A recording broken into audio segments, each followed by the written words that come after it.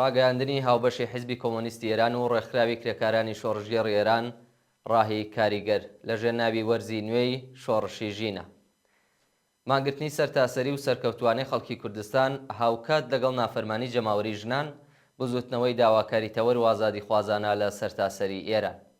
ڕۆژی یەکشەممە 25 خەرمانانی 1403 هەتاوی مانگرتنی سەرتاسەری و سەرکەوتوانەی خەڵکی کوردستان سەرەڕای هەموو ڕێوشوێنە سەرکوتگەریەکانی ڕژیمی ئیسلامی بۆ پێشگرتن بە نەڕازایەتیە جەماوەریەکان توانایی و پۆتانسیێلێکی گەلێک بەرچاو و بەربڵاو گشتگیر و هەمەلایەنە و ڕێشەداری ناڕەزایەتی جەماوەری نیشاندا.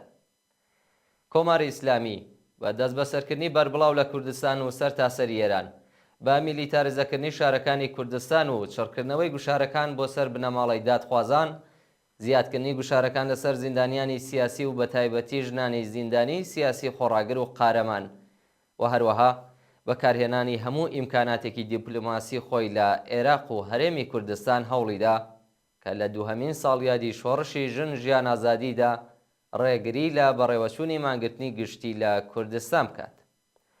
لەو ڕۆوە کە چاوەڕوان دەکرا کۆبوونەوەیەکی بەرین لە ئارامستانی ئایچی بە بۆنەی ساڵڕۆژی قەتڵی حکوومەتی ژینە لەسەر گڵکۆکەی بەڕێوە بچێت، کۆماری ئیسلامی هەموو ڕێگا سەرەکیەکانی بەرەو گۆڕستانی ئایچی بە ئۆتۆمبیلی سەربازی داخست.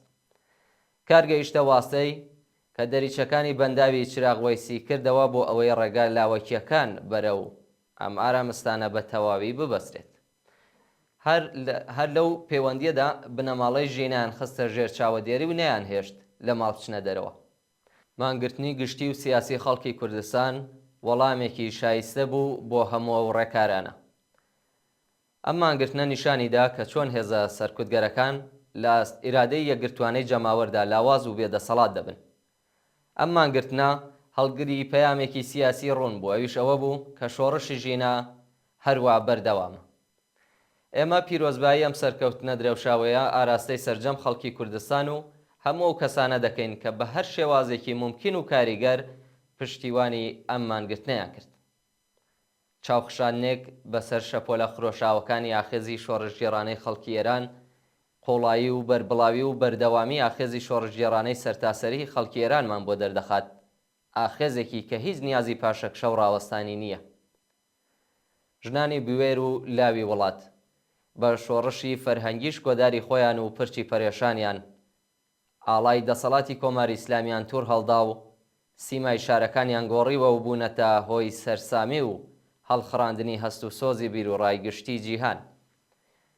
بزوتنەوەی خەباتکارانە و داخوازی تەوەر وە بەردەوامی کرێکاران، مامۆستایان، پەرستاران، خانەنشینان و چین و توێژە زەحمەتکێشەکانی دیکەی ئێران کە بە بەردەوامی لە سەرویست و داخوازیەکانی خۆیان پێداگری دەکەن، ڕۆژ بە ڕۆژ بەربڵاوتر و گشتگیرتر دەبن و بە دڵنیاییەوە لەگەڵ کرانەوەی قوتابخانە و زانکۆکانیش ئاستێکی بەرزتر تۆمار دەکەن.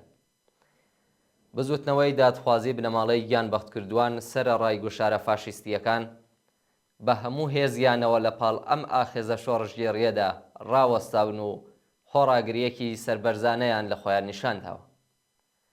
کۆبوونەوەی بەربڵاوی ئێرانیەکانی دەرەوەی وڵات لەسەر بانکێشتی ڕێکخرا و دامەزراوە چەپ و دیموکراتیکەکان بۆ پشتیوانی لە ئاخێزی شۆڕژگێڕانەی جەماوەر لە زۆرێک لە شارەکانی جیهان دەنگی شۆڕشی کۆمەڵانی خەڵکی ئێرانیان بە گوێی جیهانیان گەیاند.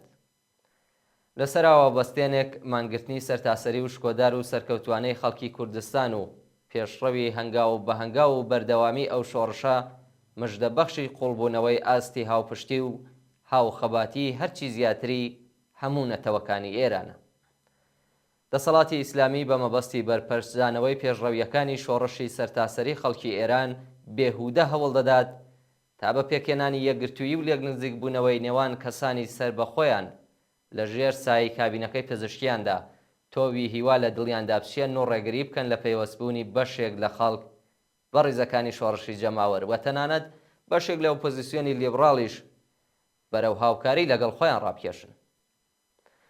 بەرپرسانی ئەمنیەتی ڕژیم جگە لەم هەوڵانە پرۆژێکی ترسنۆکانەیان لە دژی زیندانیانی سیاسی و بە تایبەتی قارەمانی زیندانی سیاسی ژن دەست پێ کردووە و دەیانەوێت ئەم ڕۆڵە خەباتکار و خۆڕاگرانەی جەماوەر هەرچی زیاتر بخەنە ژێر زەخت و گوشاری دەرونی جەستەیی و میدیاییەوە.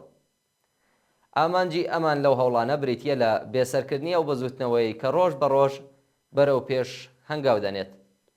بەڵام دەنگی ناڕەزایەتی و سرودوتنەوەی ژنانی زیندانی سیاسی و مانگرتنیان لە خواردن ڕۆژی یەکشەممە 25 خەرمانان لە دووهەمین ساڵیادی شۆڕشی ژینادا وەڵامێکی گونجاو بوو بەم هەوڵە بێهودە میدیاییانە.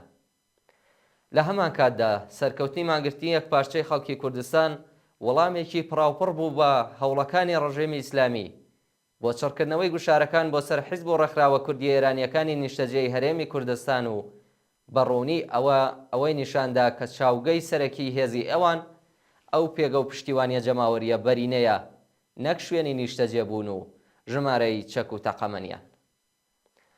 سەرکەوتنی ئەم مانگرتنە جەختکردنەوەیەکی دووبارەیە لەسەر دروستی و بەرهەقبوونی ئەو ڕێگایی کە ئەم حیزب و ڕێکخراوانە بۆ پەرەپێدان بە خەبات و تێکۆشانی سیاسی خۆیان هەڵیان بژاردووە و هەر لە سەرەتای دەستپێکی ئاخێزی شۆڕژگەڕانەی ژیناوە نەکەوتنە داوی ڕژیم بۆ چوونە ناو شەڕێکی چەکداریەوە. ئێمە لەسەرەوە باوەڕین کە ئاخێزی شۆڕژگەڕانەی ژینا بۆ گەیشتن بە ویست و داواکاریەکانی خۆی لەوانە ئازادیە سیاسیە بێشەرت و مەرجەکان، دموکراسیەکی بەربڵاو و هەمەلایەنە و سۆسیالیزم هاوتەریب لەگەڵ بەرژەوەندی زۆربەی هەرە زۆری جەماوەر هیچ ڕێگەیەکی دیکەی جگە لە خۆڕێخستن لە خوارەوە و دروستکردنی بلوکێکی سۆسیالیستی لەم چوارچێوەیەدا بوونی نییە. لە یەک گوشەدا هەموو دەسەڵاتەکان لە دەستی هەموو جەماوەردا. بڕوخێ ڕژیمی کۆماری ئیسلامی سەرکەوتوو بێت شۆڕشی کۆمەڵانی خەڵکی ئێران، بژی ئازادی، دموکراسی و سۆسیالیزم. ڕێکخراوی کرێکارانی شۆڕژگەڕی ئێران ڕاهی کاریگەر و حیزبی کۆمۆنیستی ئێران ڕۆژی یەکشەممە 25 خەرمانان بەرابەر بە 15 سپتامبری 2024 زاینی